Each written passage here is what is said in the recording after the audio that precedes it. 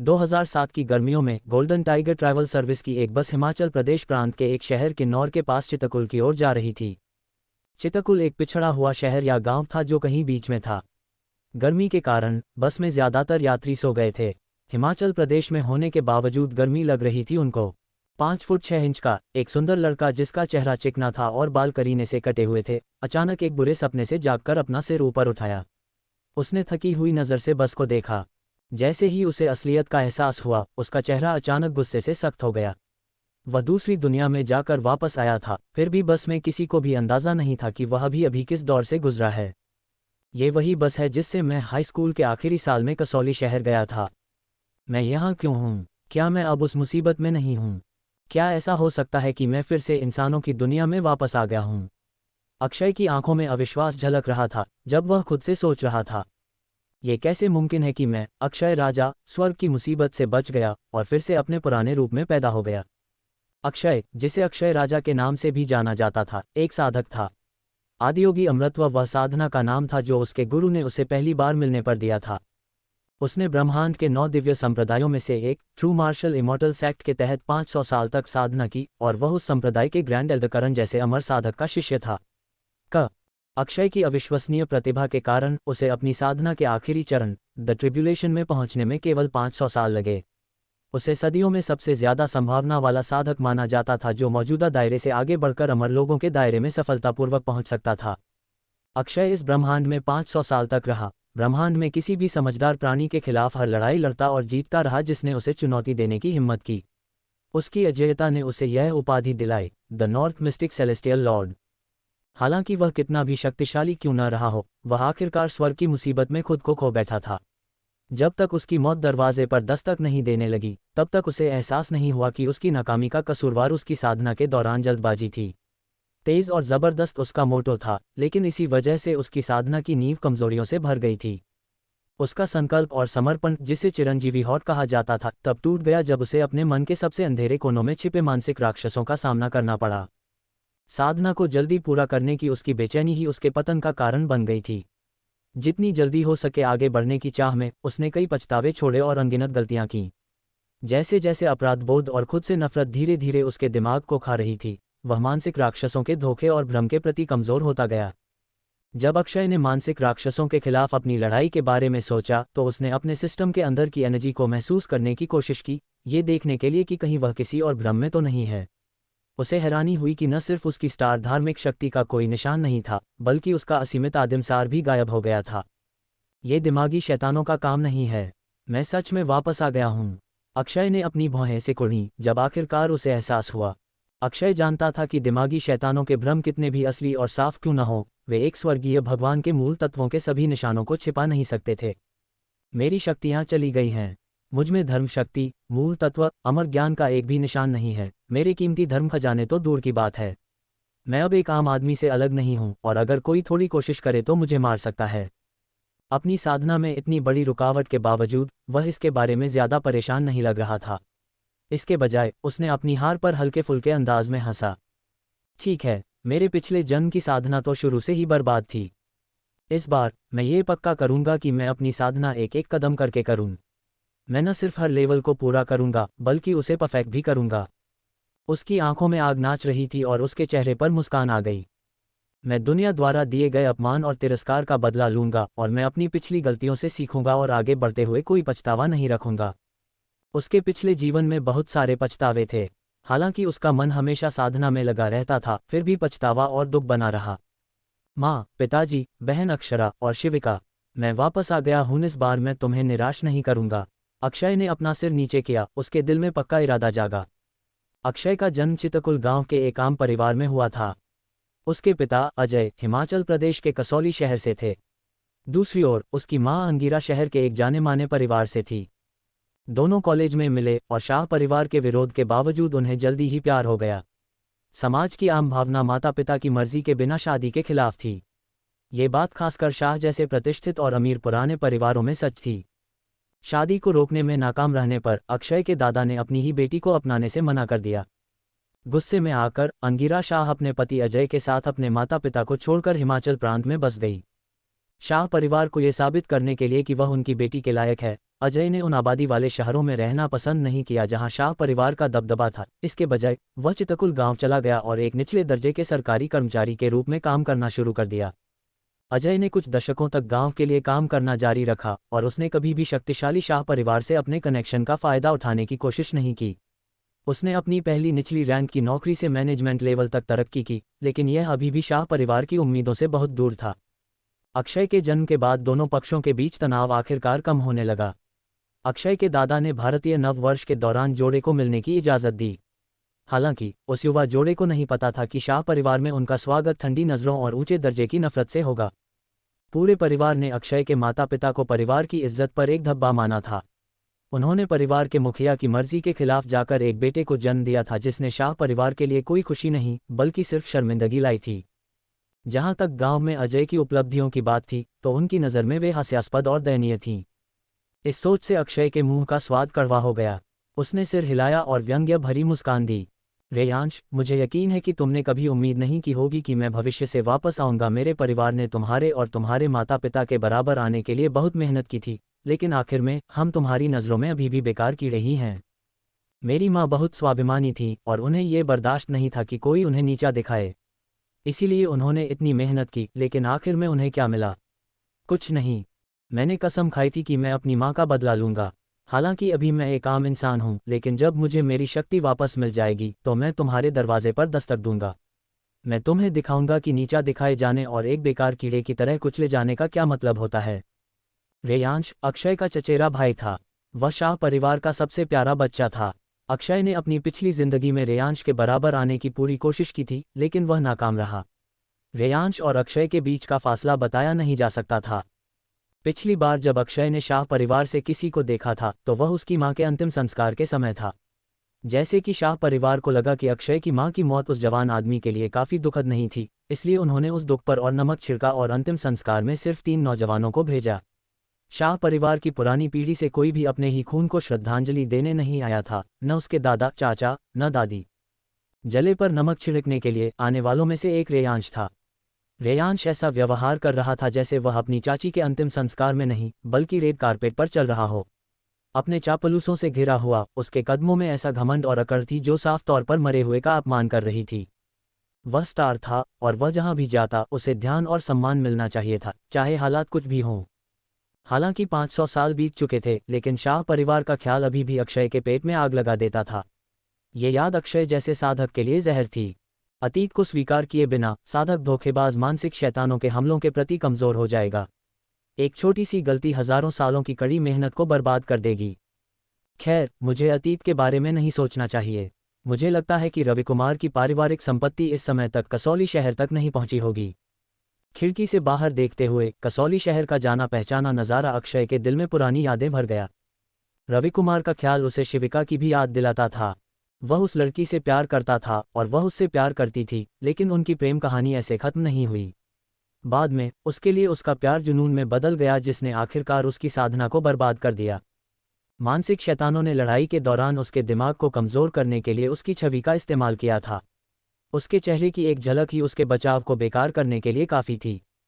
रविकुमार, तुमने मुझसे मेरी दौलत और मेरे जीवन का प्यार छीन लिया। तुमने मुझे उस काउंटी में लौटने पर मजबूर किया जहां से मैं आया था। तुम अपने सिंहासन पर बैठे थे जबकि मैं गली के कुत्ते की तरह अपने जख्म चाट रहा था। इस ख्याल से अक्षय का खून खौल उठा और उसकी आंखें तेज स्टील की तरह चमक उठीं। रविकुमार कुमार ग्रुप के डायरेक्टर थे जो रियल एस्टेट इंडस्ट्री के एक बड़े आदमी थे और वह हिमाचल प्रांत के सबसे अमीर आदमी के बेटे थे। वह प्यार में अक्षय के सबसे बड़े दुश्मन भी थे। उन्होंने न सिर्फ शिविका को अक्षय से छीन लिया था, बल्कि उन्होंने उसकी मां की कंपनी स्प्लेंडर ग्रुप के डूबने में भी हाथ बटाया था। मैं और शिविका बचपन से ही एक दूसरे को पसंद करते थे और इतने लंबे समय बाद यूनिवर्सिटी में दोबारा मिलने पर हमारी खूब बनी। लेकिन तुम बीच में आ गए और उसे मुझसे छीन लिया। तुमने उसके परिवार और मेरे बीच दरार डाल दी और आखिर में उसे हार मानने पर मजबूर कर दिया। पिछली बार जब मैं शिविका से मिला था, वह एक एलुमनाई पार्टी थी जहां मुझे पता चला कि उसकी सगाई किसी और से नहीं बल्कि तुमसे हुई है।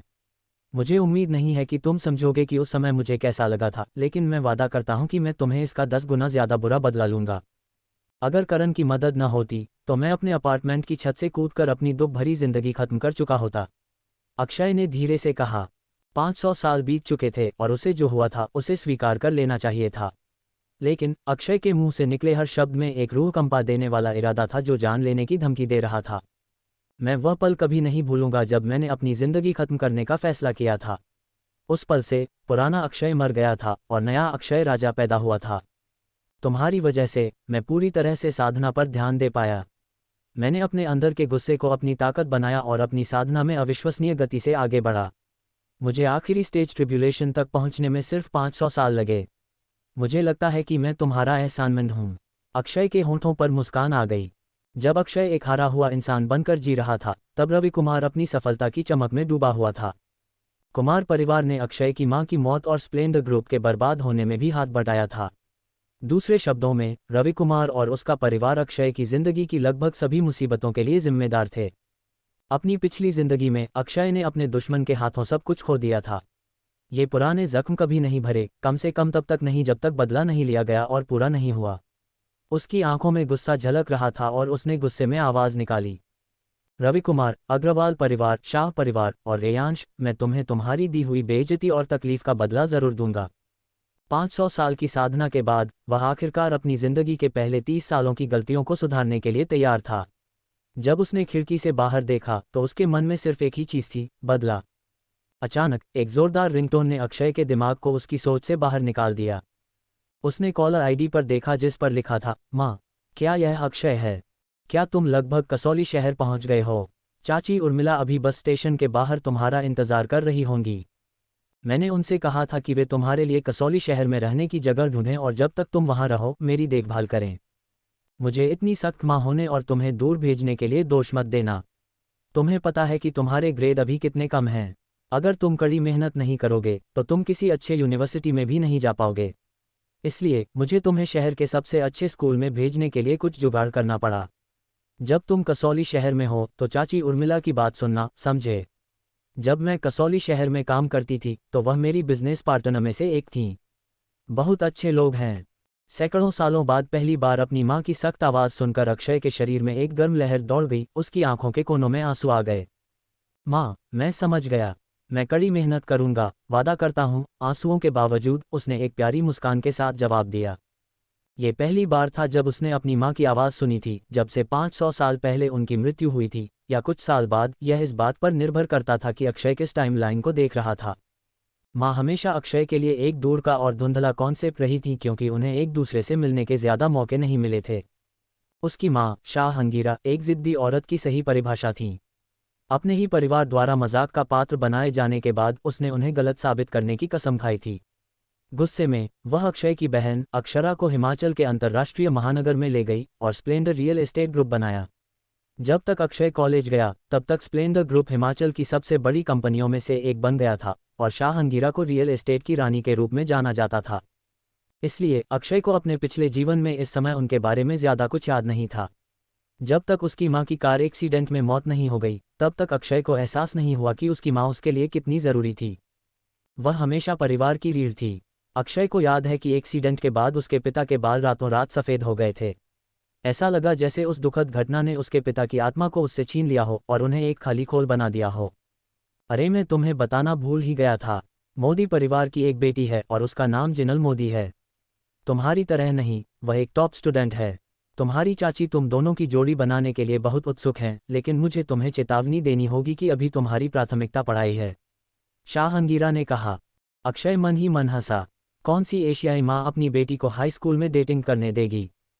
अक्षय एक सेकंड रुका और फिर बोला, माँ चिंता मत करो, मैं मन लगाकर पढ़ाई करूंगा। मुझसे वादा करो कि जब तुम हिमाचल में हो तो अपनी सेहत और सुरक्षा का ज्यादा ध्यान रखोगी, खासकर जब तुम गाड़ी चला रही हो। क्या दीदी को जल्द ही ड्राइविंग लाइसेंस मिलने वाला है? जब उसे मिल जाए तो बेहतर होगा कि तुम उसे ही गाड़ी चलाने दो। मुझे तुम्हारी ड्राइविंग स्किल्स पर भरोसा नहीं है माँ। कभी न कभी तुम्हारा एक्सीडेंट हो ही जाएगा। ठीक है, ठीक है, तुमने अपनी माँ को उपदेश देना कब से सीख लिया? वैसे भी मुझे जाना है। मैंने तुम्हारे अकाउंट में कुछ पैसे भेज दिए हैं, लेकिन उन्हें बर्बाद मत करना। अंगीरा ने फ़ोन काट दिया। अक्षय जानता था कि हालांकि उसकी माँ एक काबिल और टैलेंटेड बिजनेसमैन थी, लेकिन वह सबसे ज़्यादा डिटेल में काम करने वाली और सावधानी बरतने वाली इंसान नहीं थी। अपनी बहन अक्षरा की मदद के बिना उनकी कंपनी छोटी मोटी गड़बड़ियों और गलतियों से भरी रहती। अपनी बहन अक्षरा के बारे में सोचते ही उसके दिल में फिर से दर्द हुआ। शिविका के अलावा उसकी बहन और उसकी माँ पिछले जन्म में उसके 2 सबसे बड़े पछतावे थे। मैं उसका बहुत एहसानमंद हूँ और मुझे ये भी नहीं पता कि मैं उसका एहसान कैसे चुकाऊँ। अक्षय चुप रहा। आखिर वह पारिवारिक रिश्तों को कोई कीमत कैसे दे सकता था। जैसे ही अक्षय अपने पिछले जीवन के बारे में सोच रहा था, बस अपने डेस्टिनेशन पर पहुंच गई। बस टर्मिनल पर अपने पास से गुजर रहे लोगों की भीड़ को देखकर उसे आखिरकार सच्चाई का एहसास हुआ। वह वापस आ गया था। वह 17 साल का था, पहले से ज्यादा जवान और बेहतर। एक और जिंदगी, एक और कहानी। अक्षय मुस्कुराया और फिर वह भीड़ के साथ एग्जिट की ओर चला गया।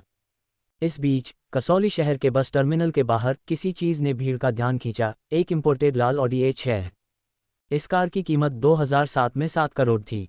ये निस्संदेह कसौली शहर की सड़कों पर लग्जरी का एक दुर्लभ नज़ारा था। हालांकि लोग कार को नहीं घूर रहे थे, वे 2 महिलाओं को देख रहे थे जो ठीक उसके सामने खड़ी थीं। बड़ी वाली महिला 30 साल की लग रही थी। उसका चेहरा सुंदर था और उसने अपनी बॉडी के हिसाब से एक काली ड्रेस, एक फॉर्मल सफ़ेद शर्ट और हाई हील्स पहनी हुई थी। इसमें कोई शक नहीं कि वह एक एलीट क्लास की महिला थी और वाइट कॉलर जॉब करती थी। छोटी वाली 16 साल से ज़्यादा की नहीं थी। वह लंबी थी और बड़ी औरत जितनी ही खूबसूरत थी, शायद उससे भी ज़्यादा। वे आंटी उर्मिला और उनकी बेटी जिनल थीं। जिनल ने गुस्से से बस टर्मिनल के एग्जिट की तरफ देखा। माँ, वह कब आएगा? क्या आप उसे कॉल करना चाहती हैं? जिनल ने बेचैनी से पूछा। हमें सिर्फ 10 मिनट हुए हैं इंतज़ार करते हुए, उर्मिला ने जवाब दिया। अक्षय की माँ कसौली शहर में उसकी सबसे अच्छी दोस्त थी और वह उसे निराश नहीं कर सकती थी। अंगीरा उस पर भरोसा करती थी और स्वाभाविक रूप से उसे बच्चे की देखभाल करने के लिए अपना बेस्ट करना था। अक्षय बहुत अच्छा बच्चा है। उसके साथ अच्छे से रहना। तुम दोनों स्कूलमेट बनने वाले हो, इसलिए मुझे उम्मीद है कि तुम दोनों की अच्छी बनेगी। ये पहली बार है जब वह अपने गांव से बाहर आया है, इसलिए वह शहर की जिंदगी से परिचित नहीं है। तुम्हें उसका ख्याल रखना होगा, उर्मिला ने कहा। मुझे पता है मान्य 13वीं बार है जब आपने मुझे बिल्कुल यही बात बताई है, जिनल ने शिकायत की। उस बेवकूफ़ देहाती लड़के की वजह से उसे लगा कि उसे अपनी पूरी दोपहर इस बेवकूफ़ बस स्टेशन के बाहर इस बेवकूफ़ धूप में बर्बाद करनी पड़ रही है। वह अभी स्टारबक्स में अपने दोस्तों के साथ हाथ में पंपकिन स्पाइस लट्टे का कप लेकर समय बिता सकती थी, लेकिन नहीं, उसे यहाँ होना था और दुखी होना था। इससे भी बुरा, उसने देखा कि उसकी माँ ने उसका नाम किस तरह लिया था। वह उसे उस लड़के के साथ सेट करने की कोशिश कर रही थी। खैर, मेरी लाश पर, जिनल ने मन ही मन सोचा। अचानक उसने एक आवाज़ सुनी जो उसकी माँ को बुला रही थी। इंतज़ार करवाने के लिए सॉरी, उर्मिला आंटी। लड़के ने विनम्रता से अपनी माँ को हल्की मुस्कान के साथ ग्रीट किया। क्या यह अक्षय है? जिनल ने अपनी माँ के पीछे खड़े होकर चुपचाप लड़के को सिर से पैर तक देखा। उसकी हाइट एवरेज थी, 5 फीट 7 इंचेस या उससे कम, उतनी ही हाइट जितनी उसकी फ्लैट्स में थी। उसका लुक ज़्यादा से ज़्यादा साधारण था और फैशन में उसका टेस्ट निश्चित रूप से शक करने लायक था। उसने हल्के से सिर हिलाया। वह ओवररेटेड है। अभय जितना कूल बिल्कुल नहीं है। अभय उसका क्लासमेट था, स्कूल की स्टूडेंट काउंसिल का प्रेसिडेंट और कसौली शहर के डिप्टी मेयर का बेटा था। अभय के पास अच्छी शक्ल और अच्छा परिवार दोनों थे। वह जिनल के पीछे पड़े लड़कों में से एक था जिसे जिनल असल में पसंद करती थी। दोनों को पहले से ही कैंपस में एक कपल माना जाता था। उर्मिला अक्षय पर मुस्कुराईं। वह अक्षय की विनम्रता से बहुत खुश थीं। हेलो अक्षय, यह मेरी बेटी जिनल है। वह अगले सेमेस्टर में हाई स्कूल का अपना आखिरी साल शुरू करेगी और तुम दोनों स्कूलमेट होगे। वह तुमसे 3 महीने छोटी है। तुम उसे रान रान कह सकते हो। ध्यान रखना कि स्कूल में तुम उसका ख्याल रखना, ठीक है? अक्षय ने सिर हिलाया और मुस्कुराया। चिंता मत करो आंटी, मैं उसे अपनी बहन की तरह मानूंगा। उसके बाद वह उस लड़की को देखने के लिए मुड़ा जिसे उसने अपनी पिछली जिंदगी में पसंद किया था, नफरत की थी और आखिरकार भूल गया था। उसका नाम जिनल था। वह न सिर्फ उर्मिला आंटी की बेटी थी, बल्कि उसकी हाई स्कूल की क्लासमेट और पहली लड़की भी थी जिसे उसने पसंद किया था। अक्षय ने खुद को याद दिलाया कि यह साल 2007 था, रियल एस्टेट बूम और उसकी मां के अचानक पावर में आने से पहले। इसलिए माँ बेटी की नज़र में वह सिर्फ एक गांव का लड़का था। वह पहली बार था जब मैं पिछड़े गांव से एक खुशहाल शहर आया था। मैं जवान और बेवकूफ़ था। मैं जिनल जैसी अपर क्लास खूबसूरत लड़की पर कैसे फिदा नहीं होता। फ्लैशबैक से अक्षय का मन हल्का हो गया। वह कितना बेवकूफ़ लड़का था। उसे बेहतर पता होना चाहिए था। ऐसा कोई चांस नहीं था कि जिनल, जो मुंह में चांदी का चम्मच लेकर पैदा हुई राजकुमारी थी, उसके लिए कोई फीलिंग रखती। अक्षय ने सिर हिलाया। मुझे याद है कि आखिरकार उसे उस समय के सबसे पॉपुलर लड़के अभय से प्यार हो गया था, जो कसौली शहर के डिप्टी मेयर का बेटा था। बाद में वे दोनों एक साथ हिमाचल यूनिवर्सिटी गए और ऑफिशियली एक दूसरे को डेट करना शुरू कर दिया। उस बात से मैं काफ़ी दुखी हुआ था। अक्षय अब वह लड़का नहीं था जो वह 500 साल पहले था। इस बार वह क्या करेगा? क्या वह इस सीक्रेट प्यार को सही तरह से खत्म करेगा? अक्षय ने पहल की और हाथ बढ़ाया। नमस्ते, मेरा नाम अक्षय शाह है, चितकुल गांव से। हम भविष्य में क्लासमेट होंगे। अगर तुम्हें कभी कोई मदद चाहिए तो मुझे बताना। हालांकि जिनल ने उसे एक बार चोट पहुंचाई थी, उसने उर्मिला आंटी से वादा किया था कि वह उसकी रक्षा करेगा। जिनल को यह मानना पड़ा कि हालांकि वह लड़का बिल्कुल भी हैंडसम नहीं था, लेकिन वह पूरी तरह से बुरा भी नहीं था। उसके चेहरे के फीचर्स उसे अच्छे भी लग सकते थे, यह इस बात पर निर्भर करता था कि वह उन्हें किस एंगल से देखती है। दुर्भाग्य से उसका परिवार बहुत गरीब था, हम ज्यादा से ज्यादा दोस्त ही बन सकते थे। जिनल ने मन ही मन दुख जताते हुए अक्षय से हाथ मिलाया। ठीक है, मैं तुम्हारा ऑफर मान लेती हूँ, जिनल ने कहा, और फिर उसके होंठों पर हल्की सी मुस्कान आ गई। उसके पिता एक बड़े सरकारी अधिकारी थे और उसकी माँ करोड़ों की कंपनी चलाती थी। उसने कभी नहीं सोचा था कि उसे कभी अक्षय से किसी मदद की जरूरत पड़ेगी। आंटी उर्मिला ने कहा, गाड़ी में बैठो, हम पहले तुम्हारे नए घर जाकर सामान रखेंगे। फिर हम मेरे घर लंच के लिए जाएंगे, जहां मैं तुम्हें तुम्हारे अंकल से मिलवाऊंगी। ठीक है, अक्षय ने मुस्कुराते हुए सिर हिलाया। गाड़ी में बैठने के बाद वे लेकसाइड कम्युनिटी में अक्षय के नए घर की ओर चल पड़े। ये कसौली शहर में एक मिड रेंज रेसिडेंशियल प्रॉपर्टी थी। वहां का नज़ारा बहुत सुंदर था क्योंकि वह पेड़ों से घिरा हुआ था और मलाना झील के ठीक बगल में था। यह एरिया हाई स्कूल से भी ज्यादा दूर नहीं था जहां अक्षय पढ़ने वाला था। अक्षय को एक बड़े सजे धजे एक बेडरूम वाले स्वीट में ले जाया गया। उसमें एयर कंडीशनिंग, गर्म पानी, बाथटब, टीवी, सोफा और एक रेफ्रिजरेटर था। ये साफ था कि उर्मिला ने शहर में उसके रहने के लिए बहुत तैयारी की थी। इन सब के लिए धन्यवाद आंटी, अक्षय ने ईमानदारी से कहा। उर्मिला उन कुछ लोगों में से थी जो उसके साथ सच में अच्छे थे। वह उसकी माँ अंगीरा की बिजनेस पार्टनर थीं। वह एक आर्किटेक्चरल डिज़ाइन कंपनी चलाती थीं और एक सफल महिला मानी जाती थीं। अपने बेटे के कम ग्रेड को लेकर चिंतित अक्षय की मां ने उसे कसौली शहर के सबसे अच्छे private high school, Ivy League high school में भेजा और तब से उर्मिला उसका ख्याल रख रही थी। उन्होंने न सिर्फ उसे रहने में मदद की, बल्कि समय समय पर उसके लिए लंच भी पैक किया। अपने पिछले जीवन को याद करते हुए उर्मिला हमेशा उसके लिए मौजूद थी और उसका ख्याल रखती थी। तुम बहुत ज्यादा विनम्र हो। तुम्हारी माँ ने तुम्हें मेरे भरोसे छोड़ा है ताकि मैं तुम्हारा अच्छे से ख्याल रखूं। साथ ही मैं हमेशा से एक बेटा चाहती थी, उर्मिला ने मुस्कुराते हुए कहा। धन्यवाद, अक्षय ने सिर हिलाया और वह अपने पिछले जीवन में उर्मिला की प्यार भरी देखभाल का बदला चुकाने के लिए तैयार था।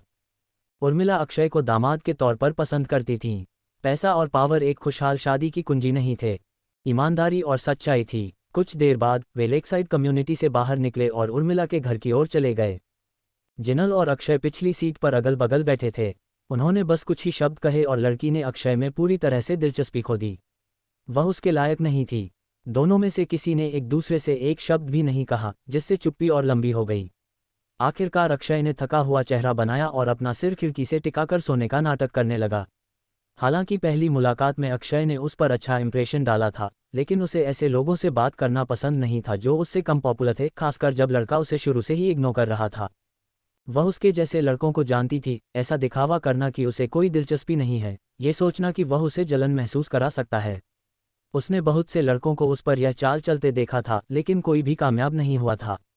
हालांकि अक्षय को उसमें जरा भी दिलचस्पी नहीं थी और न ही वह चालें चलने के मूड में था। उसका दिमाग अपनी साधना में लगा हुआ था। अक्षय के लिए इस समय सबसे जरूरी चीज अपनी शक्ति वापस पाना था। साधना की प्रगति 8 स्तरों में बंटी हुई थी, की रिफाइनमेंट, कोनेट, golden core, nascent soul, soul formation, void, reunion और ट्रिब्यूलेशन। हालांकि उसके गुरु अमर साधक करण 8,40,000 साल तक जीवित रहे थे, लेकिन वे सिर्फ 7वें स्तर तक ही पहुंचे थे। एक बार जब साधक 7वें स्तर पर पहुंच जाता था तो उसे सच्चा अमर की उपाधि मिलती थी और वह 1,00,000 साल से ज्यादा साल तक जीवित रह सकता था। इस ब्रह्मांड में 7वें स्तर के सच्चे अमर को शक्ति और अजेयता के प्रतीक के रूप में पूजा जाता था। उनकी शक्तियां उन्हें तारों को कुचलने, सूरज को निगलने और यहां तक कि अंतरिक्ष और समय से परे एक और आयाम बनाने की अनुमति देती थीं। पिछले 500 सालों में अक्षय 8वें स्तर ट्रिब्यूलेशन तक पहुंच गया था, अपने गुरु को पीछे छोड़ दिया था और सेलेस्टियल लॉर्ड की उपाधि हासिल की थी। हालांकि ट्रिब्यूलेशन अभी अक्षय के लिए बहुत दूर था और इसके बारे में चिंता करने की जरूरत नहीं थी। मैं अपनी साधना के दौरान एक बार पृथ्वी पर वापस आया था। उस समय पृथ्वी की स्पिरिट ऊर्जा पूरी तरह से खत्म हो गई थी और यह अब साधकों के रहने के लिए उपयुक्त नहीं थी। पृथ्वी की तुलना में करणी का क्षेत्र, जो उसके टीचर करण द्वारा बनाया गया एक वैकल्पिक ब्रह्मांड था, कल्टीवेटर्स के लिए एनर्जी हासिल करने के लिए कहीं बेहतर जगह थी। अक्षय ने पृथ्वी पर अपनी पिछली यात्रा के बारे में सोचा, जब उसे अभी अपने आसपास की ऊर्जा महसूस होने लगी। पिछली बार जब वह पृथ्वी पर लौटा था तो इस मौजूदा टाइमलाइन में 100 साल से ज़्यादा समय बीत चुका होगा और उस समय तक वह पहले ही एक सफल कल्टीवेटर बन चुका होगा। वह अपने होम टाउन पहुंचने के लिए अरबों क्षेत्रों को पार करके आया था जो उसे पृथ्वी से अलग करते थे, लेकिन आखिर में उसे निराशा हुई। पृथ्वी अब वैसी जगह नहीं रही थी जैसी उसे याद थी।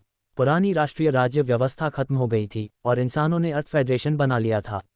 इंसानों द्वारा मंगल ग्रह पर कॉलोनी बनाने के बाद वे सौर मंडल से बाहर निकल गए और इंटरस्टेलर यात्रा के युग में प्रवेश किया। अक्षय अगले 20 साल तक पृथ्वी पर रहा और उसे किसी दूसरे कल्टीवेटर की मौजूदगी महसूस नहीं हुई। इस दुनिया में अभी स्पिरिट ऊर्जा 100 साल बाद की तुलना में थोड़ी ज़्यादा उपलब्ध थी, लेकिन ये किसी भी तरह से बहुत ज़्यादा नहीं थी। उसने चुपचाप अपना सिर हिलाया। अगर कोई कल्टीवेटर है भी तो वे ज़्यादा से ज़्यादा लेवल 2 पर होंगे। मुझे डर है कि मैं अभी भी पृथ्वी पर अकेला कल्टीवेटर हूँ। अक्षय अच्छी तरह जानता था कि इसका क्या मतलब है। इसका मतलब था कि जब तक वह अपनी शक्ति का एक छोटा सा हिस्सा भी वापस पा लेता है, वह आसानी से इस दुनिया पर राज कर सकता है।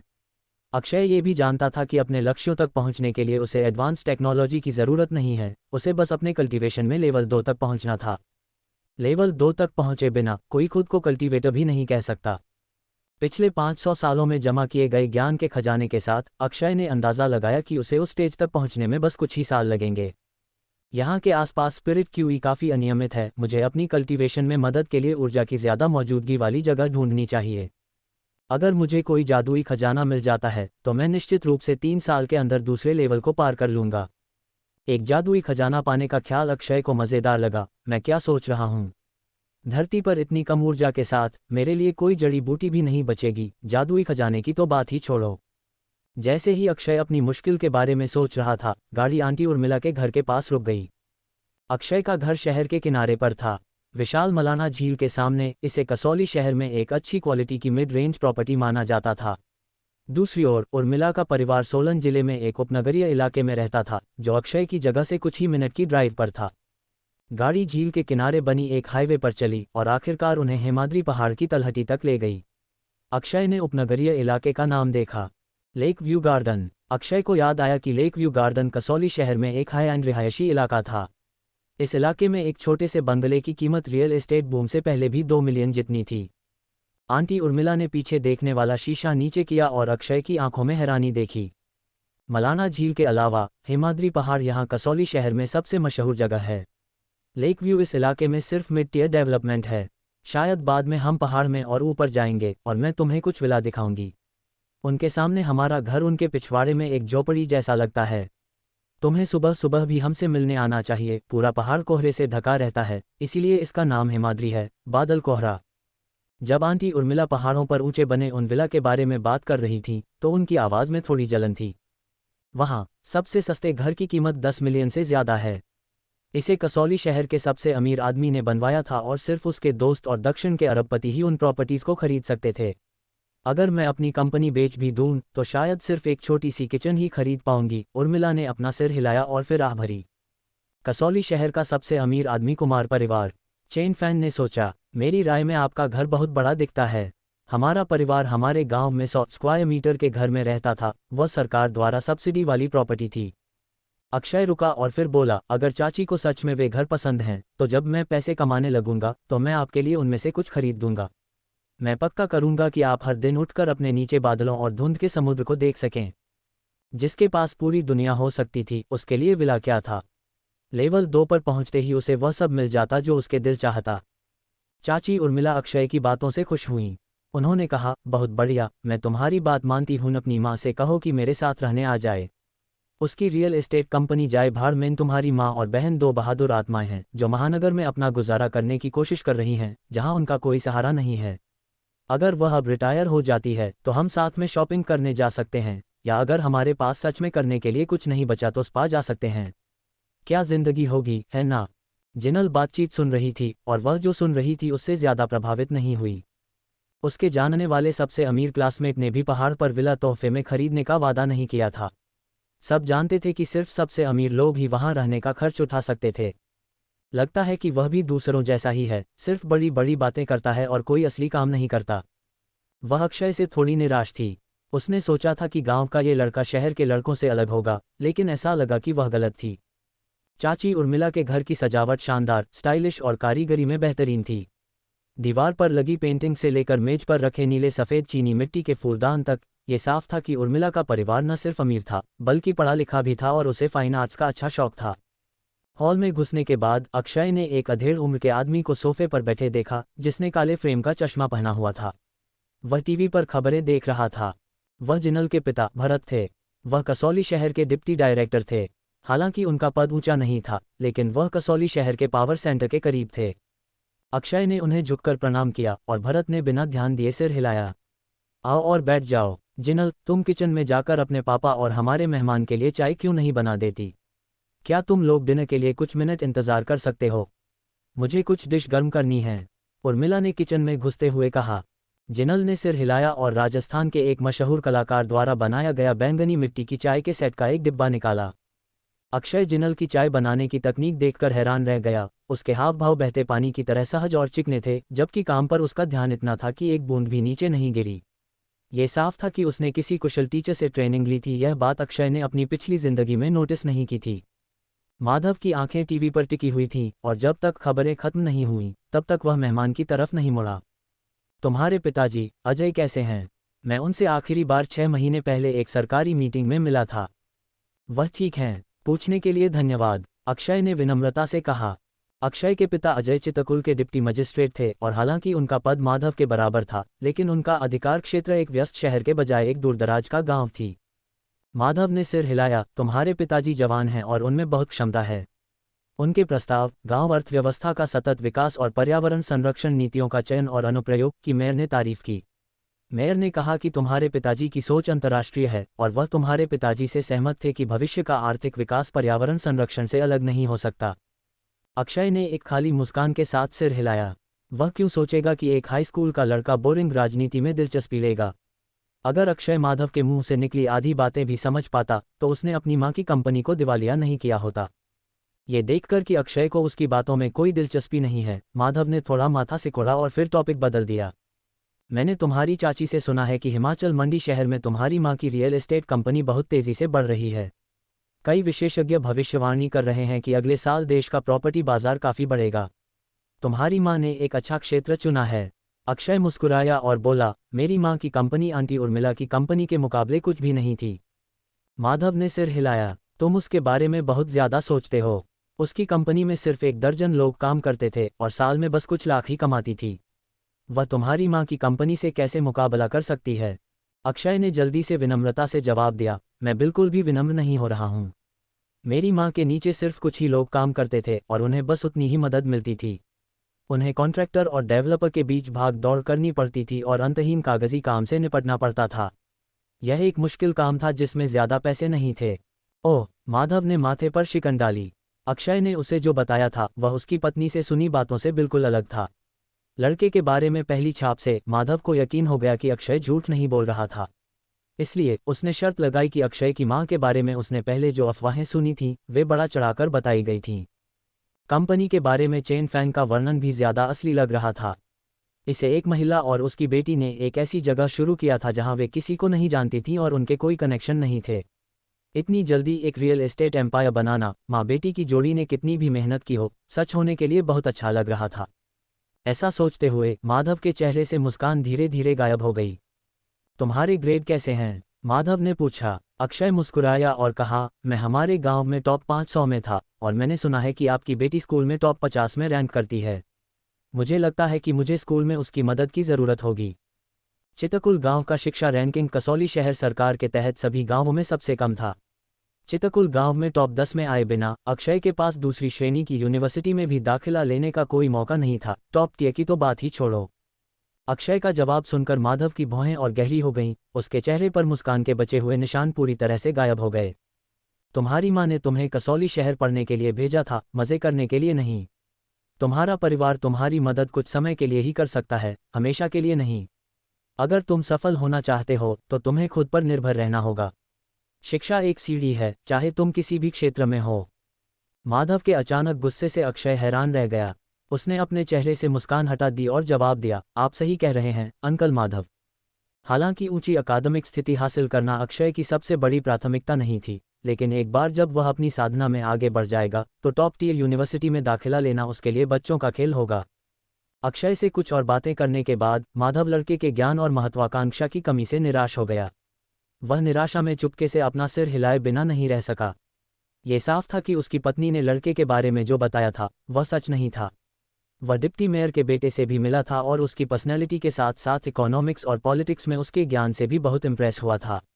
अक्षय अपने होने वाले दामाद के लिए उसकी सबसे बेसिक ज़रूरत को पूरा नहीं कर पाया। ऐसा लगता है कि मुझे अपनी पत्नी से बहुत सारी बातें करनी हैं, माधव ने मन ही मन सोचा। वह जानता था कि उसकी पत्नी अपनी बेटी की शादी अपनी सबसे अच्छी दोस्त के बेटे से करवाना चाहती है।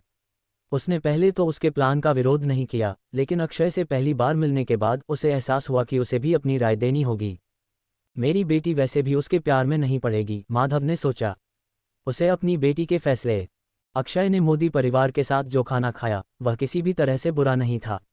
मोदी परिवार सख्ती से पारंपरिक खाने के तौर तरीकों का पालन करता था, जिसका मतलब था कि खाते समय कोई बातचीत नहीं। हालांकि अक्षय को चुप्पी से कोई दिक्कत नहीं थी। उसका मन पहले ही अपने पिछले जीवन की यादों में खो गया था। काफी समय हो गया जब मैंने चाची उर्मिला के हाथ का बना खाना खाया था, उसने उदास होकर सोचा।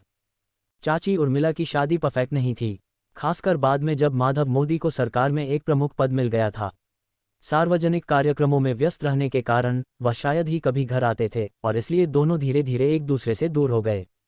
अक्षय को याद था कि जब वह गरीब था और उसकी किस्मत खराब थी तो उसे उर्मिला पर निर्भर रहना पड़ता था। उसके लिए उर्मिला के बनाए व्यंजन सबसे अच्छे खाने थे जो उसने कभी खाए थे। कितनी दुख की बात है। चाची सुंदर थी और खाना बनाने में बहुत अच्छी थी। ये शर्म की बात थी कि उनकी शादी ऐसे पति से हुई जिसका एकमात्र लक्ष्य शक्ति था। अक्षय ने मन ही मन दुख जताया। किचन और डाइनिंग रूम के बीच भागदौड़ करते हुए चाची उर्मिला 1 मिनट के लिए रुकी और अक्षय से बोली, अक्षय, ये तुम्हारा कसौली शहर में पहली बार आना है। मैं जिनल से कहूंगी कि वह तुम्हें शहर के सेंटर ले जाए ताकि तुम कुछ टॉयलेटरीज और किराने का सामान खरीद सको। मुझे लगता है कि तुम्हारे किराए के घर में तुम्हारे पास ज़रूरत की सभी चीज़ें नहीं होंगी। धन्यवाद। अक्षय ने जिनल से पूछे बिना ही प्रस्ताव स्वीकार कर लिया। जिनल ने चिढ़े हुए चेहरे के साथ सिर हिलाया। वह अभी तो इस काम के लिए मान गई थी, लेकिन जैसे ही वह घर से बाहर निकलेगी वह लड़के को तुरंत छोड़ देगी। रात का खाना खत्म हो गया। अक्षय ने मुस्कुराते हुए उर्मिला को अलविदा कहा। जैसे ही अक्षय जिनल के साथ घर से बाहर निकला, लड़की के चेहरे से मुस्कान हवा में गायब हो गई। अक्षय की तरफ देखे बिना उसने ठंडे लहजे में कहा, मुझे अभी कुछ काम है, तुम अकेले शॉपिंग कर सकते हो, है ना? वह 1 सेकंड के लिए रुकी और फिर उसने कहा, तुम्हें पता है कि शहर में टैक्सी कैसे लेते हैं, है ना? उसकी आवाज़ में चिड़चिड़ाहट थी। उसे लगा था कि अक्षय नासमझ बनने का नाटक करेगा और उसके साथ आने की जिद करेगा, लेकिन उसे हैरानी हुई जब उसने देखा कि लड़के ने सिर हिलाया और फिर कहा, बेशक, मुझे पता है। वह तब तक पीछे नहीं मुड़ी जब तक अक्षय की इमेज विलो पेड़ों की कतार के पीछे गायब नहीं हो गई।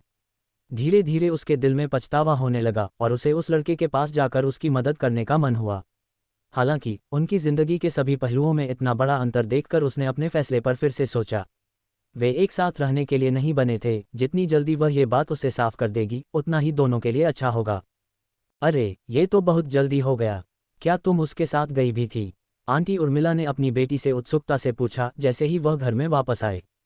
अभी भी पछतावे से जूझ रही जिनल ने धीरे से कहा, उसने कहा कि वह अकेले कर सकता है। फिर उसने अपने पिता को नाक सिकोड़ते हुए सुना, मैं वैसे भी अपनी बेटी को ऐसे लूजर के साथ घूमने नहीं दूंगा। माधव का करियर एक जगह अटक गया था और आगे प्रमोशन पाने के लिए उसे उन लोगों से मजबूत सपोर्ट की ज़रूरत थी जिनके पास काफ़ी पॉलिटिकल पावर हो, जैसे कि डिप्टी मेयर। खुशकिस्मती से माधव के लिए डिप्टी मेयर का बेटा न सिर्फ उसकी बेटी का क्लासमेट था, बल्कि वह जिनल में बहुत दिलचस्पी भी रखता था। डिप्टी मिनिस्टर ने कई बार शादी की बात भी छेड़ी थी। हालांकि यह एक ऐसा मौका था जिसे वह छोड़ नहीं सकता था। माधव इतनी आसानी से इस प्रपोजल के लिए राजी नहीं हो सकता था, खासकर जब उसकी बेटी अभी इतनी छोटी थी। अगर वह ऐसा करता तो यह उसकी बेबसी की निशानी होती। अक्षय की माँ माधव की शानदार उपलब्धि को देखते हुए शुरू में लड़के से बहुत उम्मीदें थीं। हालांकि अक्षय से मिलने के बाद उसने मान लिया कि सच्चाई उसकी उम्मीद से बहुत अलग थी। मेयर का बेटा अभय उसकी बेटी के लिए ज़्यादा सही उम्मीदवार था। उसने अपना सिर किचन की तरफ झटका और बड़बड़ाया, तुम्हारी बेटी अभी छोटी है, किसी को भी हमारे घर मत लाया करो। उसे पढ़ाई पर ध्यान देना चाहिए। आंटी उर्मिला ने गहरी भौहें चढ़ाईं और किचन से बाहर निकल आईं। माफ़ करना, वह मेरी बेटी है और यह मेरा घर है। मैं जिसे चाहूँ यहाँ ला सकती हूँ। अपने माता पिता को फिर से लड़ते देखकर जिनल ने एक आह भरी और सीधे अपने कमरे में चली गई। यह एक अच्छी और शांत शाम हो सकती थी, लेकिन उस देहाती लड़के ने सब कुछ खराब कर दिया था। इस बीच अक्षय पहले ही झील के किनारे पहुंच चुका था। उसे पिता और बेटी की जोड़ी के साथ हुई अप्रिय मुलाकात से बिल्कुल भी फर्क नहीं पड़ा। वे उसके लिए कुछ भी नहीं थे और उसके पास करने के लिए इससे भी बड़ा काम था। जैसे ही वह झील के किनारे वाले रास्ते पर चल रहा था, उसने अपने आसपास की एनर्जी के उतार चढ़ाव को बहुत ध्यान से महसूस किया। ऊर्जा आत्मा स्थिर नहीं थी। यह पानी की तरह बहती थी और हमेशा कम ऊर्जा क्षमता वाले क्षेत्र की ओर जाती थी। बहुत ही दुर्लभ मौकों पर ऊर्जा एक साथ जमा हो जाती थी, जिससे वह बनता था जिसे साधक न्यूमिनस अबोर्ड कहते थे। जहां समुद्र होता है वहां रेगिस्तान भी होता है। कुछ जगहों पर ऊर्जा की बहुत कमी थी। कुछ मील तक रास्ते पर चलने के बाद अक्षय आखिरकार रुक गया। बस यही है, मुझे लगता है कि अगर मुझे और भी बेहतर जगह ढूंढनी है तो मुझे हिमाद्री पहाड़ की गहराइयों में जाना होगा। उसने चारों ओर देखा और पाया कि वह विलो पेड़ों के झुंड में था। गर्मी की शाम होने के बावजूद उसे अपनी नंगी त्वचा पर ठंडी हवाएं महसूस हो रही थीं और यह काफी आरामदायक था। अक्षय को एक बड़ा टेढ़ा मेढ़ा विलो का पेड़ मिला और वह पालथी मारकर मलाना झील की ओर मुंह करके बैठ गया। विकसित शहरी इलाकों के पास बसी मलाना झील, जिसे लौटने वाली अबाबिलों की झील कहा जाता था, कसौली शहर की सबसे बड़ी झील थी। झील के चारों ओर कई रिहायशी घर, कमर्शियल इमारतें और होटल बने हुए थे। झील से मिलने वाले भरपूर पानी की वजह से प्रांत के उत्तरी हिस्से में स्थित कसौली शहर में भी थोड़ी दक्षिणी सुंदरता थी। विलो के पेड़ के नीचे बैठे हुए अक्षय ने हवा को अपने बालों में से गुजरने दिया और झील से आने वाली ताज़ी ठंडी हवा का आनंद लिया। खेती की प्रगति को 8 चरणों में बांटा गया था: ऊर्जा, refinement, connate spirit, golden core, nascent soul, soul formation, void returning, dower union और ट्रिब्यूलेशन। हर चरण में उपस्तर थे। उदाहरण के लिए, पहले चरण में 3 उपस्तर थे: फाउंडेशन एस्टेब्लिशमेंट, एथेरियल एनलाइटनमेंट और डिवाइन सी। जैसा कि नाम से पता चलता है, पहला उपस्तर एक ठोस नींव बनाने के बारे में था जिस पर खेती के बाकी सभी चरण विकसित किए जाते थे। एक बार पूरा होने पर साधक के पास बहुत ज्यादा ताकत, गति और फुर्ती होगी। यह एक बदलाव का दौर था जब साधक इंसान के शरीर की सीमाओं से आगे निकल जाता था। साधक के पास कुछ हद तक रहस्यमयी शक्ति इकट्ठा करने की क्षमता भी होनी चाहिए ताकि वह छोटे मोटे जादू का इस्तेमाल कर सके। अगले 2 उपस्तरों को आमतौर पर एक साथ मिला दिया जाता था और उन्हें अमर ज्ञान चरण कहा जाता था। एक बार जब साधक दोनों स्तरों को पूरा कर लेता था तो वह और भी शक्तिशाली जादू और कलाओं का इस्तेमाल कर सकता था। वे मिट्टी जैसे प्राकृतिक तत्वों को बुलाकर उन्हें गोलेम में बदल सकते थे जो मौत तक लड़ते थे। एक आम इंसान की नज़र में ये साधक किसी भगवान से कम नहीं थे, हालांकि तकनीकी रूप से वे भगवान से बहुत अलग थे। जब कल्टीवेटर पहला स्टेज पार कर लेता था तो वह कॉर्नेट नाम के स्टेज में पहुंच जाता था, जिसके दौरान वह हवा के सहारे जहां चाहे वहां जा सकता था और 500 साल से ज्यादा जी सकता था। हालांकि उन जादुई शक्तियों के बावजूद वे अभी भी अमर होने से बहुत दूर थे। मेरे लिए अभी कॉर्नेट के बारे में सोचना बहुत जल्दी है। मुझे अभी फाउंडेशन एस्टेब्लिशमेंट पर ध्यान देना चाहिए। मुझे अपनी नींव फिर से बनाने के लिए किस तरह की कला का इस्तेमाल करना चाहिए? अक्षय ने खुद से पूछा। मुसीबत के दौरान मेरा कल्टीवेशन फेल होने का कारण सिर्फ मानसिक राक्षस नहीं थे, बल्कि मेरी कमज़ोर नींव भी थी। अक्षय ने अपने पिछले कल्टीवेशन के बारे में सोचते हुए सिर हिलाया। सभी दिखावों और बहानों को नज़रअंदाज करते हुए मेरी हार हर स्टेज को परफेक्शन के साथ पूरा न कर पाने की वजह से हुई थी। इस बार मुझे अपनी गलती से सीखना होगा और हर स्टेज को जितना हो सके उतना मजबूती से बनाना होगा।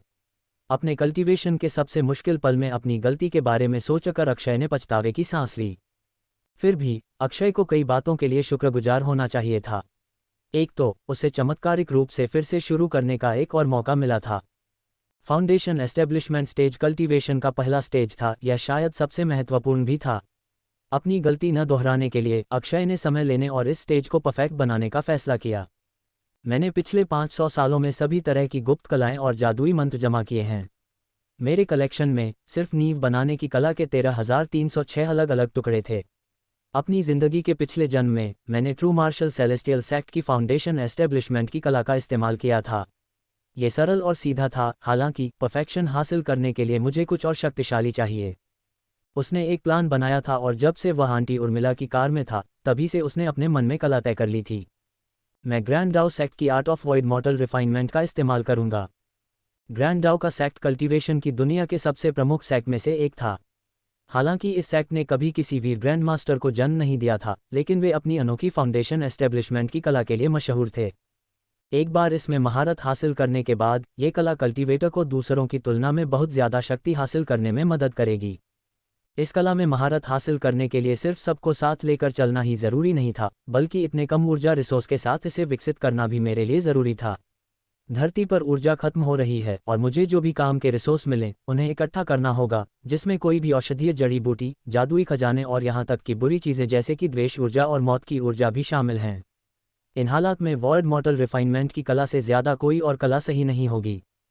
तथाकथित मैलिस ऊर्जा, यिन ऊर्जा या डेथ ऊर्जा कल्टीवेशन की बुनियादी चीज़ों से ज़्यादा अलग नहीं थे। स्पिरिट ऊर्जा, वे सभी खुद ब्रह्मांड का ही एक विस्तार थे, उसके अनगिनत पहलुओं में से एक या दो का प्रतिबिंब। फिर भी स्पिरिट ऊर्जा किसी ग्रह पर आसानी से उपलब्ध थी और कल्टीवेटर की इच्छानुसार किसी भी आकार या रूप में ढालना आसान था। ऊर्जा के दूसरे रूपों को इस्तेमाल करने के लिए खास धर्म कलाओं की ज़रूरत होती थी। कुछ बहुत खास कलाओं की मदद के बिना एक आम कल्टीवेटर गोल्डन कोर स्टेज तक पहुंचने तक ऊर्जा के सभी रूपों का इस्तेमाल नहीं कर पाएगा। हालांकि वॉइड मॉर्टल रिफाइनमेंट कला की खास क्षमता के साथ अक्षय शुरू से ही सभी स्रोतों से ऊर्जा का इस्तेमाल कर पाएगा। इसके नाम में वॉइड शब्द विशाल ब्रह्मांड को दर्शाता है। असीम अंतरिक्ष में विभिन्न स्रोतों से ऊर्जा की एक अकल्पनीय मात्रा थी, जिनमें से सभी का इस्तेमाल इस अनोखी कला का उपयोग करके किया जा सकता था। चाहे वह किसी तारे के कोर के अंदर की ऊर्जा हो या जमीन के नीचे गहराई में राक्षसी मूल की ऊर्जा, ये कला उन सभी को संभाल सकती थी। ग्रैंड दाओ संप्रदाय का आदर्श वाक्य भी उनकी सर्व समावेशी भावना को अच्छी तरह से दर्शाता था, मैं कुछ भी नहीं और सब कुछ हूँ। कितनी शर्म की बात है। सभी प्रकार की ऊर्जा को एक में मिलाने की अपनी बड़ी महत्वाकांक्षा के बावजूद ये काम आखिरकार औसत दर्जे की प्रतिभा वाले संप्रदाय के सदस्यों के लिए बहुत मुश्किल साबित हुआ। अक्षय ने सिर हिलाया और आह भरी। ग्रैंड दाओ संप्रदाय कितना भी महत्वाकांक्षी क्यों न हो, उन्नत स्तर के कल्टीवेशन के लिए विविधीकरण के बजाय विशेषज्ञता की आवश्यकता होती है। ट्रू मार्शल सेलेस्टियल संप्रदाय केवल एक या दो कलाओं के प्रति अपने समर्पण के कारण सभी संप्रदायों में शीर्ष स्थान पर पहुंचने में सक्षम था। अक्षय ने खुद को संभाला और वॉइड मॉर्टल रिफाइनमेंट शुरू किया। ये कला न केवल ऊर्जा का इस्तेमाल करने में उपयोगी थी, बल्कि किसी के शरीर को सीधा करने में भी प्रभावी थी।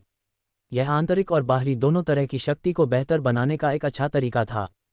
जैसे जैसे वह धीरे धीरे कल्टीवेशन में आगे बढ़ा, उसका शरीर एक ब्लैक होल जैसा लगने लगा जो विभिन्न क्यूई और ऊर्जाओं को अपने अंदर खींच रहा था। अक्षय के आसपास की हवा जल्द ही किसी भी जीवन से रहित हो गई, इतना कि हल्की हवा भी थम गई। वह अपने कल्टीवेशन में इतना खो गया था कि वह समय बीतने के बारे में लगभग भूल ही गया था। चांद उगा और डूबा और इससे पहले कि उसे पता चलता एक नया दिन शुरू हो गया था। जैसे ही शांत झील के ऊपर सूरज निकला, अक्षय ने अचानक अपना मुंह खोला और उसमें से एक सफ़ेद रोशनी निकली। वह रोशनी हवा में कुछ दर्जन मीटर ऊपर चली गई, सुबह की हवा को ऐसे चीरते हुए जैसे कोई तेज चाकू मछली के पेट को चीरता है। वह अजीब सफ़ेद रोशनी तब तक गायब नहीं हुई जब तक वह कुछ और मिनटों तक अक्षय के ऊपर मंडराती रही। जब अक्षय का अभ्यास आखिरकार पूरा हो गया तो उसने धीरे धीरे अपनी आंखें खोलीं। अगर कोई उस पर ध्यान दे रहा होता तो वे देखते कि लड़के की आंखें दो लाइट बल्ब की तरह चमक रही थीं। धीरे धीरे अक्षय की आंखों की रोशनी कम हो गई। क्या कमाल की कला है। हालांकि यह पहली बार है जब मैंने अभ्यास करने की कोशिश की है, मैं पहले सब लेवल में काफ़ी आगे बढ़ गया हूँ। इस गति से मैं 6 महीने के अंदर एथेरियल एनलाइटनमेंट तक पहुँच जाना चाहिए। अक्षय ने मन ही मन सोचा। इतने कमची वाले माहौल में इतनी तेज़ प्रगति ने उसे हैरान कर दिया था। हालांकि उसे यकीन था कि इसका उसकी पिछली जिंदगी के अभ्यास के अनुभव से कुछ लेना देना है, लेकिन उसे लगा कि उस अनोखी कला ने भी मदद की है। अक्षय उठा और उसने अपने शरीर को झटका दिया और उसके सिस्टम के अंदर की एनर्जी से पॉपकॉर्न फूटने जैसी लगातार आवाज़ें आईं।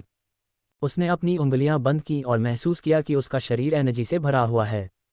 वह मुड़ा और उसने अपने पीछे लगे विलो के पेड़ पर मुक्का मारा। पुराना विलो का पेड़ कांपा और अनगिनत विलो के पत्ते जमीन पर गिर गए।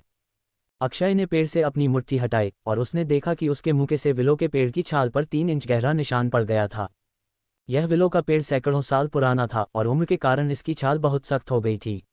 अगर ऐसा मुक्का किसी इंसान को लगता तो जहां भी लगता वहां छेद हो जाता।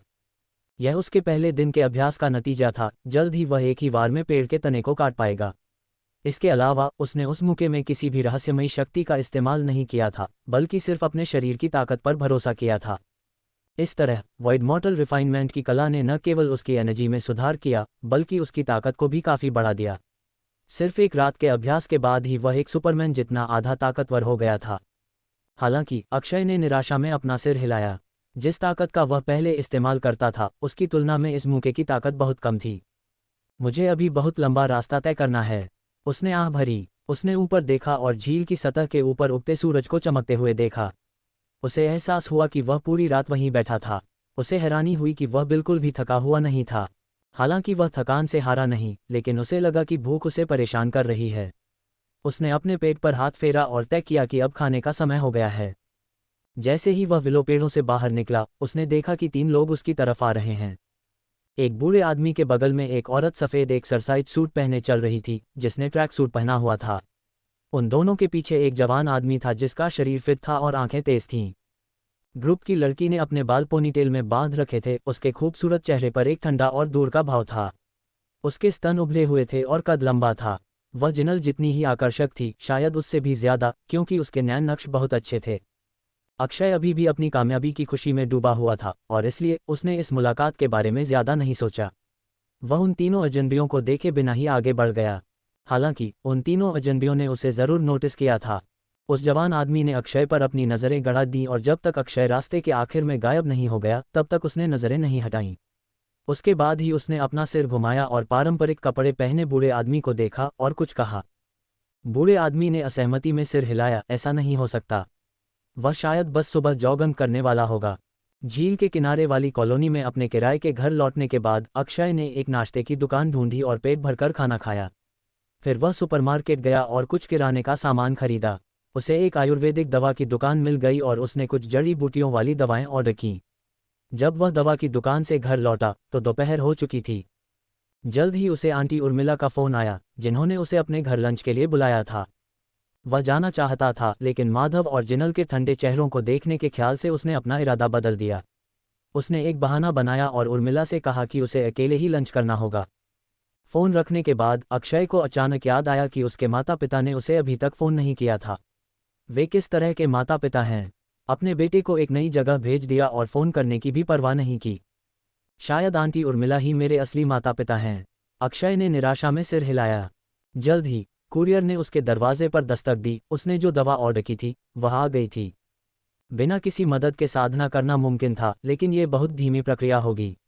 जड़ी बूटियों वाली दवा और जादुई खजाने जैसी चीज़ें एक साधक की तरक्की की दर को बहुत बढ़ा देंगी।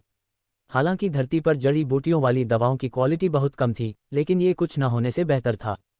इन जड़ी बूटियों को तैयार करने के लिए उसे किसी दवा के बैरल की ज़रूरत नहीं थी, नहीं उसे उन्हें 72 घंटे तक उबालने की ज़रूरत थी, जैसा कि दवा की दुकान वाले ने बताया था।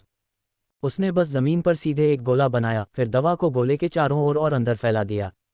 फिर वह गोले के अंदर गया और उसने वह कला शुरू की जो वह जड़ी बूटियों से ऊर्जा हासिल करने के लिए जानता था। स्पिरिट रॉबिंग एरे ये सबसे बेसिक एरे फॉर्मेशन था जिसे कल्टीवेटर बुला सकता था। जो जड़ी बूटियां उसने अपने चारों ओर बिखेरी थीं, वे ज़मीन पर नाचने लगीं, जब तक कि वे खुद अक्षय पर नहीं गिर गईं। जैसा कि एरे के नाम से पता चलता है, इस तकनीक का इस्तेमाल जड़ी बूटियों से स्पिरिट ऊर्जा निकालने और उन्हें कास्ट करने वाले के सिस्टम के साथ मिलाने के लिए किया जाता था। ये कास्ट करने के लिए एक आसान मंत्र था, लेकिन बहुत असरदार था। यह न केवल आम जड़ी बूटियों में ऊर्जा निकाल सकता था, बल्कि जादुई खजानों में भी। कल्टीवेटर लाखों सालों से कल्टीवेशन तकनीकों का अध्ययन और विकास कर रहे थे, और इसलिए अब उन्हें वुक्सिया उपन्यासों में बताए गए मुश्किल तरीकों का पालन करने की ज़रूरत नहीं थी। यह आधुनिक युग था। एरे का असर काफ़ी हद तक कल्टीवेटर के अनुभव पर निर्भर करता है। अक्षय के पिछले जीवन में उन्हें एरे का इस्तेमाल करने में एक महान मास्टर माना जाता था। आंखें बंद करके अक्षय कई घंटों तक जड़ी बूटियों में ऊर्जा लेता रहा। जब उसने आखिरकार अपनी आंखें खोलीं तो शाम हो चुकी थी।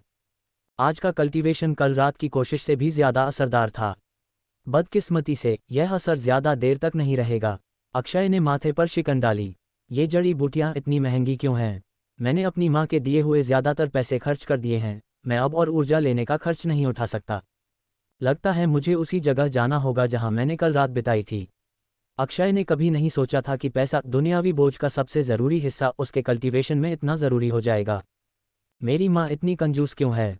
ऐसा नहीं है कि वह गरीब है, उसने गुस्से में सोचा। वह बिस्तर पर गया और सुबह 5 बजे तक सोता रहा। जैसे ही वह बिस्तर से उठा, वह सीधे झील के किनारे उस पुराने टेढ़े मेढ़े विलो पेड़ के पास गया। जब अक्षय आखिरकार पहुंचा तो उसे ये देखकर हैरानी हुई कि किसी और ने पहले ही पेड़ के नीचे उसकी जगह ले ली थी। वह वही लड़की थी जिसकी पोनीटेल थी, जिससे वह कल मिला था, और वह पेड़ के नीचे मार्शल आर्ट्स का अभ्यास कर रही थी। जल्द ही अक्षय ने देखा कि वह अकेली नहीं थी। वह बूढ़ा आदमी पेड़ के पीछे खड़ा था और लड़की के अभ्यास को देख रहा था। समय समय पर वह लड़की को रोककर कुछ सलाह और मार्गदर्शन देता था।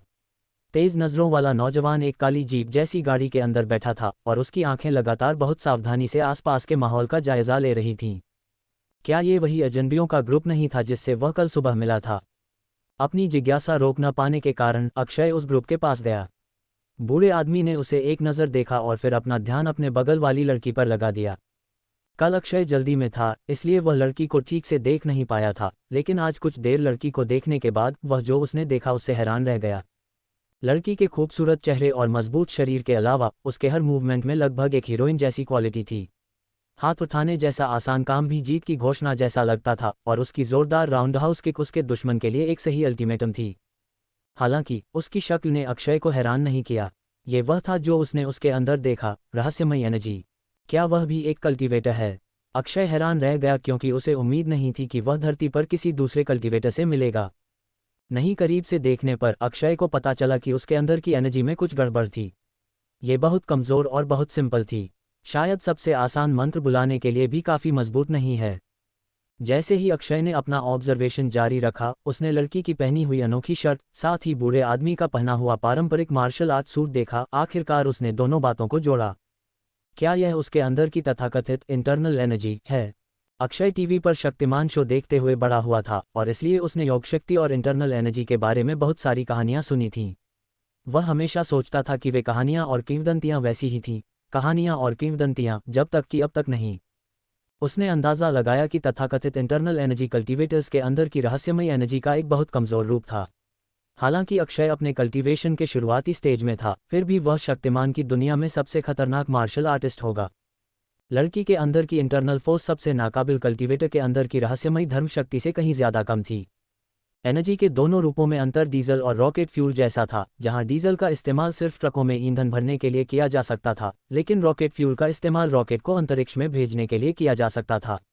वे दोनों फ्यूल थे, लेकिन एक दूसरे से कहीं ज़्यादा एनर्जी देता था। इसके अलावा एक साधक ब्रह्मांड की शक्ति का इस्तेमाल करके शक्तिशाली मंत्रों का इस्तेमाल कर सकता था और चमत्कारी दिव्य खजाने बना सकता था। ये सब एक मार्शल आर्टिस्ट की पहुंच से बहुत बाहर था।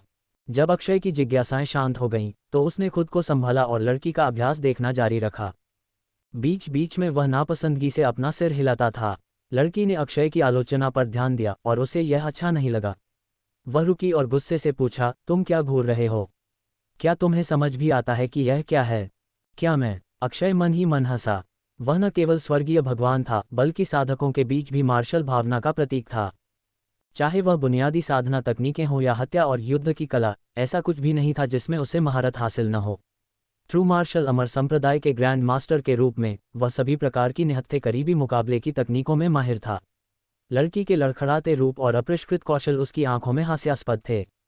यहाँ तक कि ट्रू मार्शल संप्रदाय की शुरुआती स्तर की तकनीक, ट्रू मार्शल 36 सांशों रूप भी उस लड़की द्वारा इस्तेमाल की गई तकनीक से कहीं अधिक परिष्कृत थी। ये कहने की आवश्यकता नहीं है कि ट्रू मार्शल के 36 सांशों रूपों का उपयोग केवल ट्रू मार्शल प्रभुओं के सेवकों और सबसे निचले दर्जे के शिष्यों के बीच किया जाता था। संप्रदाय के किसी भी आधिकारिक सदस्य ने बहुत पहले ही इस पुरानी तकनीक को छोड़ दिया था।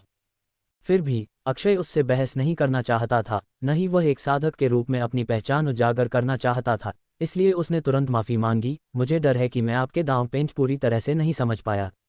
मुझे माफ़ करना। मैंने अपना सिर इसलिए हिलाया क्योंकि मैं कुछ और सोच रहा था।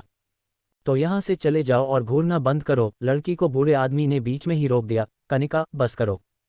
ठीक है दादाजी, कनिका ने जवाब दिया। वह अपने दादाजी के पास वापस जाने से पहले अक्षय को एक तीखी नज़र डालने में कामयाब रही। अक्षय ने बूढ़े आदमी को देखा और पाया कि उसके पास भी आंतरिक ऊर्जा थी और वह लड़की से कहीं अधिक शक्तिशाली था। अक्षय ने अनुमान लगाया कि बूढ़े आदमी में शक्ति की मात्रा फाउंडेशन एस्टेब्लिशमेंट चरण के आधे रास्ते में एक साधक के बराबर थी। दूसरे शब्दों में, उसकी शक्ति अक्षय से अधिक थी, कम से कम अभी के लिए। इस बीच उसने महसूस किया कि लड़की की शक्ति उस साधक के पास भी नहीं थी जिसने अभी अभी पहला उपस्तर शुरू किया था।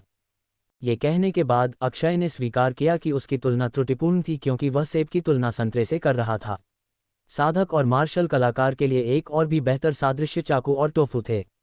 टोफू का टुकड़ा कितना भी बड़ा और सख्त क्यों न हो, वह सबसे धीमी चाकू की एक भी वार को झेल नहीं पाएगा। अक्षय को भरोसा था कि वह उस बूढ़े आदमी को हरा देगा, भले ही उसे एक ही समय में 10 लोगों का सामना करना पड़े। यह महसूस करते हुए कि देखने के लिए और कुछ नहीं है, अक्षय ने एक और विलो का पेड़ ढूंढा, उसके नीचे पालथी मारकर बैठ गया और साधना शुरू कर दी। जैसे ही उसने वॉइड मॉडल रिफाइनमेंट कला शुरू की, उसका शरीर और मन तेजी से साधना की स्थिति में आ गया। जल्द ही उसके शरीर के चारों ओर एक अदृश्य वैक्यूम बन गया जिसमें कोई ऊर्जा नहीं थी। अक्षय की अजीब हरकतों से उस बूढ़े आदमी को शक हुआ। उसने सोचा कि कोई इतनी सुबह उठकर पार्क में क्यों आएगा और फिर पेड़ के नीचे सो जाएगा। थोड़ी देर बाद बूढ़ा आदमी अचानक हैरानी से हौंफने लगा। क्या हो रहा है दादाजी? कनिका ने उत्सुकता से पूछा। उसे ध्यान से देखो, क्या तुमने वह देखा? बूढ़े आदमी का चेहरा सख्त हो गया। क्या देखूं? कनिका ने अपनी आंखें छोटी की और उसे कुछ भी असाधारण नहीं दिखा। उसकी सांस लेने पर ध्यान दो, बूढ़े आदमी ने जोर दिया। तभी कनिका ने देखा कि लड़के की छाती हर सांस के साथ ऊपर नीचे हो रही थी। ऐसा लग रहा था जैसे उसके फेफड़े दो ब्लोआ हों। उसकी नाक से सफ़ेद रोशनी की दो हल्की किरणें निकल रही थीं और वे सांपों की तरह बल खा रही थीं और मुड़ रही थीं। सफ़ेद रोशनी की दोनों किरणें सुई के आकार की थीं और बिना बहुत ध्यान से देखे उन्हें कोई नोटिस नहीं कर पाता। यह क्या है? कनिका ने माथे पर शिकन डाली। यह आंतरिक ऊर्जा का उपयोग करने का एक बहुत ही उन्नत तरीका है। कहा जाता है कि केवल कुछ प्राचीन मार्शल आर्ट संप्रदाय ही ऐसा कर सकते हैं। इस तरह की सांस लेने के लिए बहुत शक्तिशाली फेफड़ों की ज़रूरत होती है। इस तकनीक का अभ्यास करने वाला व्यक्ति बहुत लंबे समय तक पानी के नीचे रह सकता है। बूढ़े आदमी ने धीरे धीरे कहा, मुझे उम्मीद नहीं थी कि मैं अपनी ज़िंदगी में इतने शक्तिशाली मार्शल आर्टिस्ट को देख पाऊंगा। हे भगवान, वह इतना छोटा भी है, यह अविश्वसनीय है। पोनीटेल वाली लड़की ने नाक से कुड़ी, वह बस जोर जोर से सांस ले रहा है। ऐसा नहीं है कि वह अपने बड़े फेफड़ों से लोगों को मार सकता है दादाजी। ये बड़ा चढ़ाकर बताया जा रहा है। तुम बहुत छोटे और सीधे सादे हो, कभी कभी ना समझ भी। बूढ़े आदमी ने प्यार भरी आवाज़ में जवाब दिया। कुछ दशकों तक मार्शल आर्ट्स की प्रैक्टिस किए बिना कोई भी ऐसा नहीं कर सकता था। मैंने इस टेक्निक को असल ज़िंदगी में कभी इस्तेमाल होते नहीं देखा, बस कहानियों में इसके बारे में सुना है। क्या ये सच में इतनी पावरफुल है? कनिका के चेहरे पर शक के भाव आए। अचानक उसे कुछ याद आया। एक सेकंड रुको, अगर वह सच में उतना ही खतरनाक है जैसा तुमने कहा तो उसने मेरी प्रैक्टिस पर नाखुशी दिखाते हुए सिर हिलाया था, है ना? कनिका अपनी ही बात पर सोचने लगी। कितना घटिया आदमी है, उसने ऐसा किया। थोड़ी देर बाद कनिका बड़बड़ाई और फिर उसने कहा, मुझे फर्क नहीं पड़ता कि तुम उसे कितना भी ताकतवर समझते हो, मैं उसकी ताकत का टेस्ट करूंगी। अपनी पोती में ये जोश देखकर बूढ़े आदमी ने गहरी सांस ली। हालांकि बूढ़े आदमी ने उसे रोकने की कोशिश नहीं की। यह जवान आदमी कितना भी ताकतवर क्यों न हो, वह और उसकी पोती अपने इलाके में सुरक्षित होने चाहिए। उसने अपनी जिंदगी में कई खूनी लड़ाइयां लड़ी थीं और उसे मौत का शायद ही कोई डर था, एक जवान आदमी का तो बिल्कुल भी नहीं। दादा और पोती ने अक्षय के साधना खत्म करने का इंतजार करने का फैसला किया। लगभग आधे घंटे बाद लड़के ने अपना मुंह खोला और एक भूतिया सफ़ेद चमकती हुई गैस बाहर निकाली। सफ़ेद गैस का यह गुच्छा कुछ मीटर आगे बढ़ा और हवा में एक चांदी जैसी आग बनाई। मैं सही था, वह एक ताकतवर मार्शल आर्टिस्ट है। बूढ़े आदमी का चेहरा सच सामने आने पर सख्त हो गया। चिंता मत करो दादाजी, भाई वरदान हमारी रक्षा के लिए यहाँ है। क्या कोई मार्शल आर्टिस्ट गोली से बच सकता है? मुझे नहीं लगता। कनिका एक बहादुर आत्मा थी। हालांकि वह इस घटना से हैरान थी, लेकिन उसे डर नहीं लगा। अपने दादाजी के उलट, वह सोने का चम्मच लेकर पैदा हुई थी। उसके प्रतिष्ठित परिवार ने उसे कई खतरों से बचाया था। वह जवान और निडर थी और सिर्फ नासमझी की बहादुरी से प्रेरित थी। जीप के अंदर बैठा जवान आदमी अपनी कार के अंदर से सब कुछ देख रहा था। उसका हाथ उसकी कमर तक पहुंच गया था जहां उसकी बंदूक रखी थी। अक्षय अपने पैरों पर खड़ा हुआ और वह आज की साधना के नतीजे से नाखुश लग रहा था। हालांकि विलो पेड़ के नीचे मिली पवित्र जगह उसकी साधना में मदद कर रही थी, लेकिन इसका असर जड़ी बूटियों से सीधे ऊर्जा लेने की तुलना में बहुत कम था। उसने अपना सिर घुमाया और पीछे छिपे हुए जोड़े को देखकर हैरान रह गया। ये देखकर कि लड़का जाग गया है, बूढ़े आदमी ने मुस्कुराया और अक्षय का अभिवादन करने के लिए आगे बढ़ा। नमस्ते नौजवान। एक और उभरते हुए मार्शल आर्टिस्ट को देखकर खुशी हुई। मेरा नाम मंजीत है, क्या मैं आपका नाम जान सकता हूँ? आप कहाँ से हैं और क्या मुझे आपके गुरु का नाम जानने का सम्मान मिल सकता है? मंजीत, ये नाम अक्षय को बहुत जाना पहचाना लगा, लेकिन उसने पिछले 500 सालों में अनगिनत लोगों को देखा था, इसलिए उसे शक था कि उसे याद होगा कि वह बूढ़ा आदमी कौन था। दोनों के कसे हुए शरीर देखकर अक्षय ने अंदाज़ा लगाया कि उसकी साधना देखकर उन्हें दिलचस्पी हुई है। अक्षय ने सिर हिलाया। मैं सच में मार्शल आर्टिस्ट नहीं हूँ। आप मुझे एक साधु समझ सकते हैं जो गुरु के रास्ते पर चलता है। वह उन्हें अपनी असली पहचान नहीं बता सकता था। अगर वह बताता भी तो ये दोनों इंसान कभी नहीं समझ पाते कि साधना का क्या मतलब है। एक साधु, क्या आप दाओ सेक्ट से हैं? बूढ़ा आदमी उलझन में दिख रहा था। उसने पहले कभी दाओ सेक्ट के किसी मार्शल आर्टिस्ट के बारे में नहीं सुना था।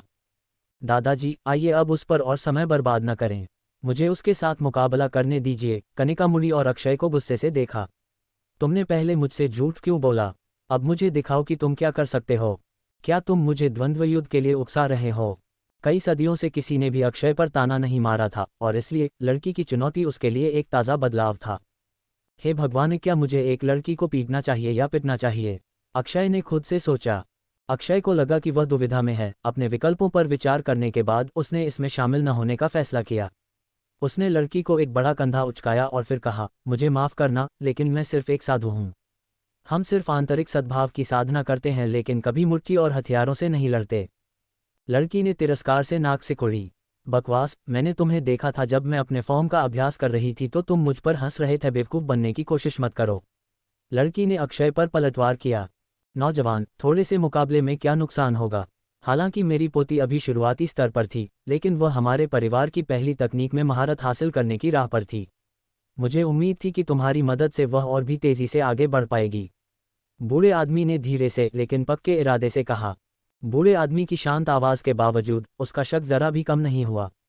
उसने लड़के को अपना नाम बताया था, लेकिन ऐसा लग रहा था कि उसने ये नाम पहले कभी नहीं सुना था। कोई भी ताकतवर मार्शल आर्टिस्ट उसका नाम कैसे नहीं पहचान सकता? अक्षय ने सिर हिलाया और हार मानकर एक लंबी सांस ली। उसे पता था कि उसे लड़की की बात माननी पड़ेगी। उसने अपनी 2 उंगलियों से ज़मीन से एक गिरा हुआ विलो का पत्ता उठाया और अपनी रहस्यमय एनर्जी बाहर निकाली। उंगली के एक झटके से विलो का पत्ता गोली की तरह उड़ गया। पत्ता इतनी ज़बरदस्त स्पीड से गया कि हवा में एक काली धुंधली लाइन जैसा बन गया। वह लड़की के चेहरे के पास से गुजरा और आखिर में एक बड़े पेड़ के तने से टकराया। जिस पेड़ से वह टकराया वह जोर से हिल गया, जिससे पेड़ के नीचे पत्ते और टहनियाँ गिरने लगीं। होशियार! बूढ़े आदमी ने जैसे ही देखा कि पत्ता हथियार बन गया है, वह चिल्लाया, लेकिन उसकी चेतावनी बहुत देर से आई। यह क्या? कनिका अभी भी सदमे में थी। उसके दाहिनी तरफ के लंबे काले बाल कंधे तक कट गए थे। उसने जो क्रिस्टल की बालियां पहनी थीं, वे भी जमीन पर गिर गईं। उसने अपना गाल छुआ और देखा कि एक पतली चोट का निशान था जिससे खून निकल रहा था। वह मुड़ी और देखा कि विलो का पत्ता एक धातु के टुकड़े की तरह पेड़ के तने में धंसा हुआ था। एक पत्ते को हथियार में बदलना, ये तो पागलपन है। घटना के इस मोड़ पर बूढ़े आदमी की जान हलक में अटक गई थी। लड़की को सही सलामत देखकर उसने आखिरकार राहत की सांस ली। वह थोड़ा मुस्कुराया। मैंने अपनी ज़िंदगी में ऐसे मार्शल आर्ट्स स्किल्स देखने का कभी सपना भी नहीं देखा था। नहीं, यह मार्शल आर्ट्स नहीं है, ये कुछ बहुत ज़्यादा शक्तिशाली है। मैं भी ऐसे वार को झेल नहीं पाता, मेरी पोती तो दूर की बात है।